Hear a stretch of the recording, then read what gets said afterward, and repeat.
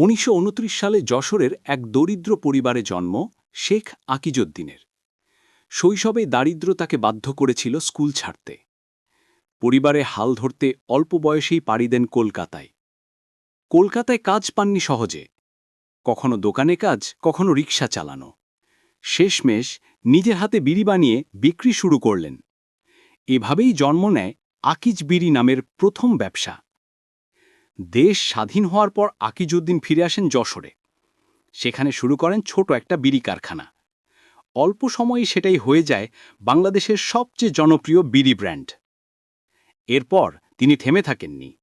খাদ্য, পানীয়, cement, textile, ceramic, bank সবখানেই গড়ে তোলেন আকিজ গ্রুপ। আকিজউদ্দিন ছিলেন অত্যন্ত সৎ, নম্র ও দানশীল মানুষ। তিনি অসংখ্য মসজিদ, স্কুল ও হাসপাতাল গড়ে তোলেন। বলতেন, লাভের আগে মানুষের কল্যাণ। ২০১৭ সালের ৮ অক্টোবর তিনি ইন্তেকাল করেন। তার রেখে যাওয়া প্রতিষ্ঠান আজ কোটি মানুষের জীবনে কাজের সুযোগ তৈরি করেছে। বর্তমানে তার সন্তানরা পরিচালনা করছেন আকিজ গ্রুপকে আগের নীতিতেই।